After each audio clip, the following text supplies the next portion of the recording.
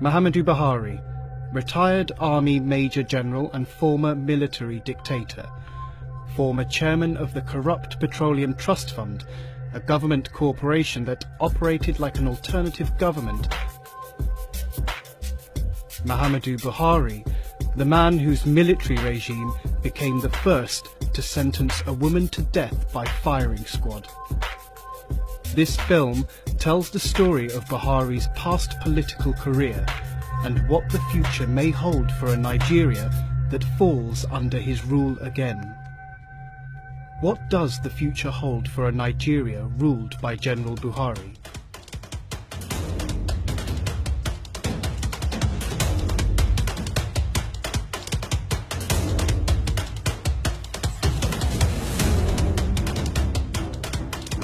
The APC has promised Nigerians that the vote for General Muhammadu Buhari will liberate them from the current economic hardship. Achievements of President Jonathan, including the construction of an airport, the establishment of Almajiri schools, as well as the considerable success in curbing insurgency in the north.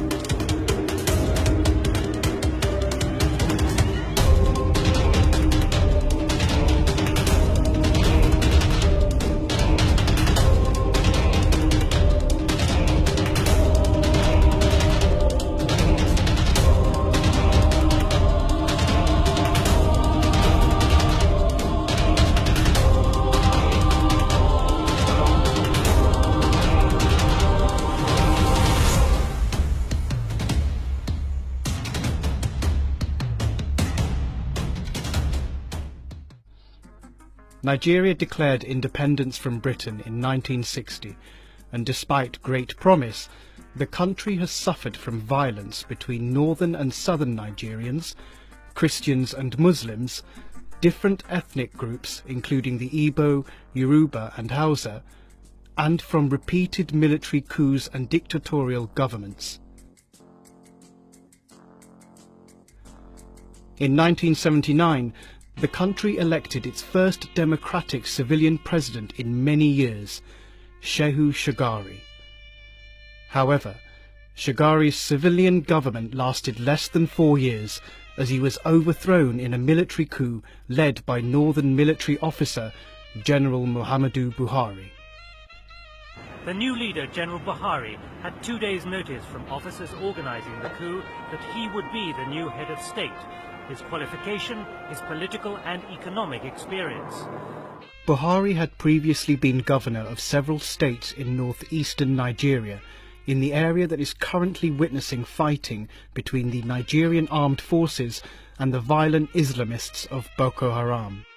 He had also acted as petroleum minister, a position with great importance in a country where most state revenue comes from oil sales. General Buhari was also the head of the Petroleum Trust Fund, or PTF, a government-owned organisation that handled large quantities of oil revenue. An official investigation years later, instituted by then President Olusegun Obasanjo in the 1990s, revealed that a shady consultancy company called the Afri Projects Consortium, or APC, had been contracted by PTF as management and project consultants. Buhari, as executive chairman of PTF, delegated to this APC the power to push through projects and make budgetary decisions.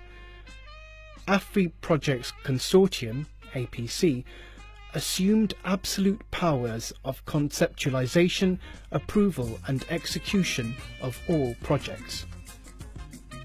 A PTF trustee called Captain Usman Jibril later recalled that Buhari brought in the late Ahmad Salahijo, his in-law, without informing us. We just saw these boys in the meeting. We asked him, "Who are these boys?" He said that they were just helping him to take notes.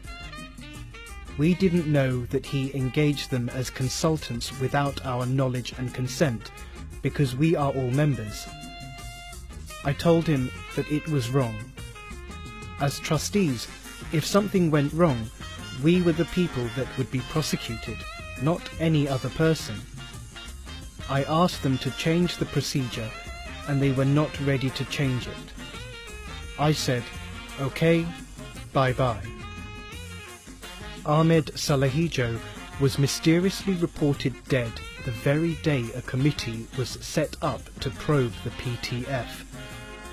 The APC was indicted for overcharging the PTF for up to 25 billion naira, and an internal management committee also reported that substandard, soon-to-be expired drugs were sold at overinflated prices.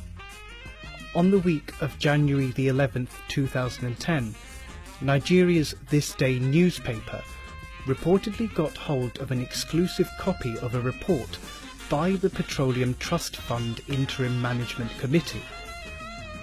The report outlined that the AFRI Projects Consortium had collected almost $200 billion in revenue from the Nigerian government. The scale of the corruption was simply staggering and shocked readers in Nigeria. When he took up power, Buhari began arresting and imprisoning state governors that he accused of being corrupt. Yet this punishment was not dealt equally to all parts of the country. In southern Nigeria, where the residents tend to be Christian, Buhari's regime was swift to throw public figures in prison without evidence or trials. In the north, however, where the political classes tend to be Muslims and share the same ethnic background as Buhari, the situation was different. Only one northern governor, Apa Aku of Benue State, was imprisoned. He was also the only governor in the region from a Christian ethnic group. The Nigerian musician Fela Kuti, who had faced oppression and violence from previous Nigerian regimes, sang the following lyrics in protest. Driver get accident, na conductor Buhari charged to court.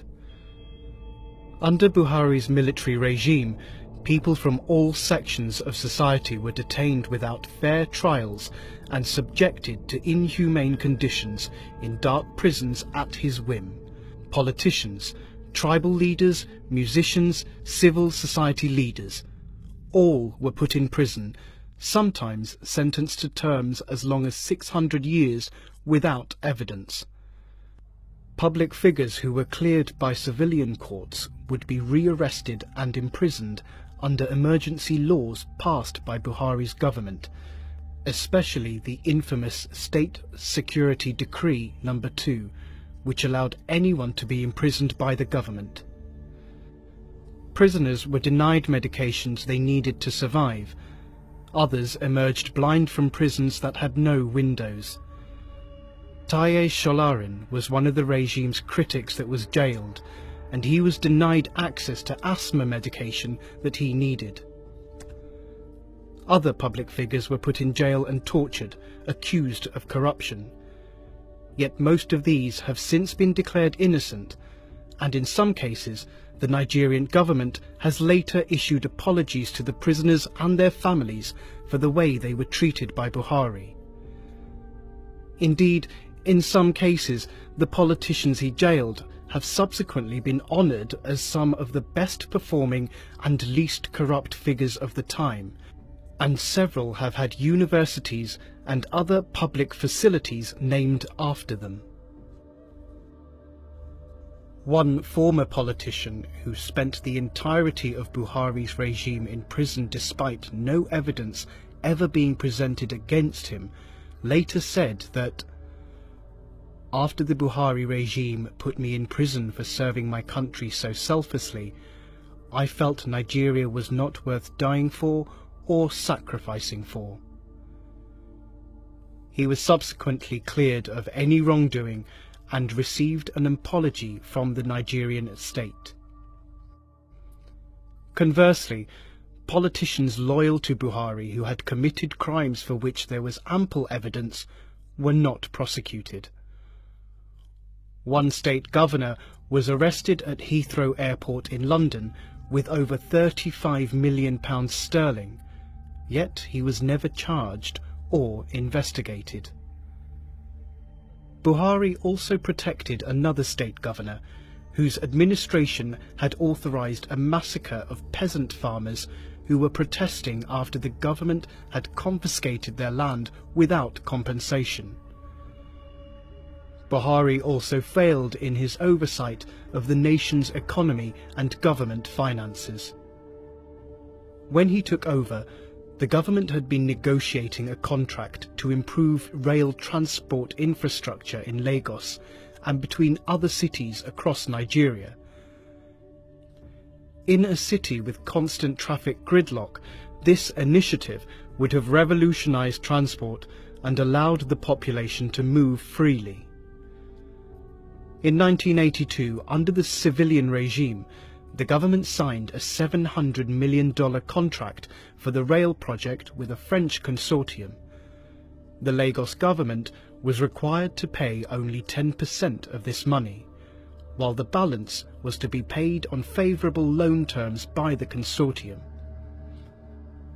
However, Buhari decided to abandon the project, since he was uninterested in developing transport and other infrastructure in a part of the country where he had enjoyed little support.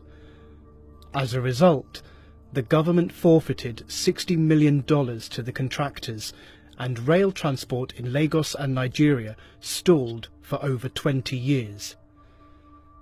One of Fela's hit songs was based on the disappearance of 2.8 billion naira in missing money that was stolen under Buhari's watch as Petroleum Minister and head of the NNPC in 1978. 2.8 billion naira, oil money is missing. 2.8 billion naira, oil money is missing. Then set up inquiry, they say money no lost you. Edabaru everybody. Under intense public pressure, the Shagari government, which took over shortly thereafter from the military regime, set up a Senate probe which traced the money to a London Midland bank account belonging to Buhari. The value of 2.8 billion naira in 1978 was $3 billion, or in today's naira value, 555 billion naira. The existence of this bank account in Buhari's name was later revealed in an interview by the leader of the Nigerian Senate on national broadcaster NTA. When the NTA interviewer reported this, she lost her job. But the woman went to court and presented all the evidence and won a case of wrongful dismissal. Predictably, the first act of Buhari and his cohorts once they were in power was to ransack the Senate and destroy all papers relating to the 2.8 billion naira probe. To summarise the state of security under Buhari's regime, Professor Wole Soyinka expressed shock that any Nigerian would ever contemplate voting for Buhari as a president. According to Soyinka in court, Buhari enslaved the nation. He gloated and glorified in a master-slave relation to the millions of its inhabitants. It is astonishing to find that the same former slaves, now free of their chains, should clamour to be ruled by one who not only turned their nation into a slave plantation, but forbade them any discussion of their condition.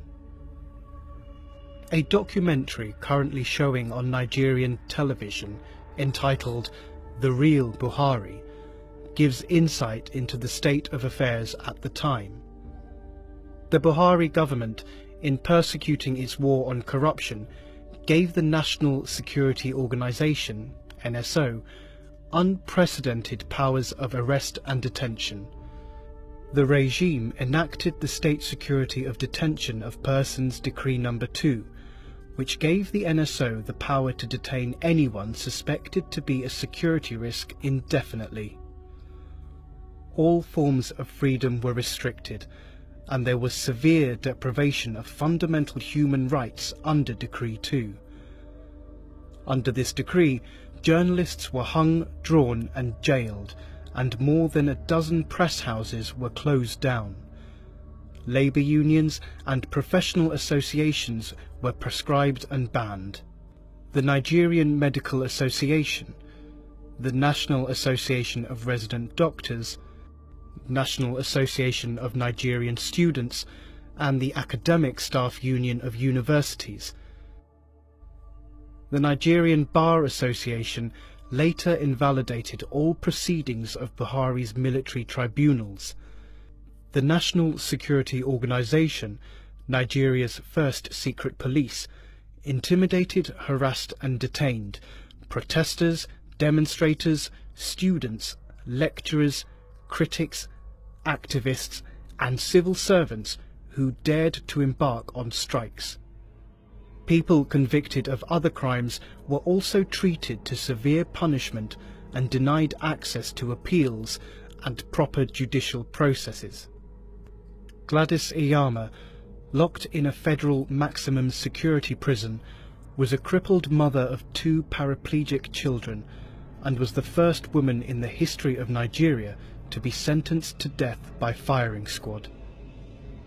The Buhari government knew the implication of executing a paralysed mother of 2, and the sentence was secretly approved. The Gloria Okon case was another example.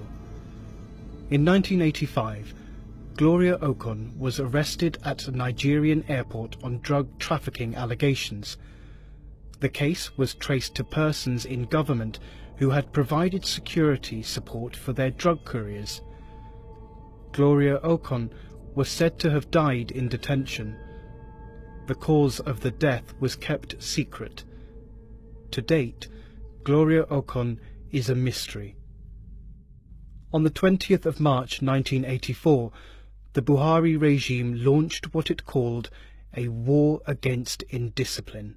To little but important everyday manifestations of indiscipline, such as rushing into buses, constituting ourselves into public nuisances, working without commitment. Up to this moment, there has been no formal declaration of war against indiscipline. It is my pleasure, therefore, to declare today the launching day for the war against indiscipline. The war against indiscipline highlighted real small-scale problems that Nigerians experienced, but the way that Buhari's government went about addressing them was brutal and disproportionate, and made the regime unpopular with ordinary Nigerians. Many Nigerians will never forget horsewhip lashes that lacerated their backs for not queuing up at bus stations, or for even dropping a piece of paper. Soldiers beat up policemen on the streets, civilians were regularly harassed by military men. The situation quickly became intolerable. Men were forced to do frog jumps and were humiliated in front of their wives and children. Taken together, these draconian measures brought protests and criticisms from journalists and the general population, but Buhari's regime moved quickly to crush dissenting voices. There was the authoritarian Decree 4, under which it was a punishable offence for anyone to publish any material that was deemed embarrassing to any government official. Journalists were arrested and could be charged with criminal public order offences, even if what they had written was true. On Decree 4, Buhari has remained unrepentant. It did not matter whether the story reported was true or not. If my regime did not like it, the writer would go to jail. Using this draconian decree, which allowed for indefinite detention of political opponents, the government of General Muhammadu Buhari sentenced the singer Fela Kuti to 10 years in jail. Ransom Kuti, the singer's brother and a prominent doctor, used the Medical Association as a platform to campaign for the release of his brother and other political prisoners. But Ransom himself was jailed in response to his efforts to achieve justice. The austere society that the Buhari regime attempted to create made reference to other regimes, such as that of the Taliban in Afghanistan, that used everyday violence and intimidation to crush freedom amongst the population. The impression that was created in the minds of people in the time of Buhari, especially Buhari and Idiagbo, was that this is the time to be sober, the time not to smile. Yet again, however, Buhari's treatment of corruption was quite different when it was undertaken by his allies rather than those who opposed him. There was the case of the 53 suitcases involving an aide to Buhari. The aide's father bought 53 suitcases through Lagos Airport, which were said to contain foreign currency. Customs agents were prohibited from searching these items, despite the fact that the Buhari administration had placed a ban on the importation of foreign currencies. In 1984, Buhari planned and authorized one of the most infamous incidents of his presidency, which saw a team of Nigerian and Israeli spies kidnap a Nigerian political exile in London with the aim of bringing him back to Nigeria. Umaru Dikko had been close to the civilian regime that Buhari had deposed, and had moved to London with a number of other officials who feared for their safety after the military coup.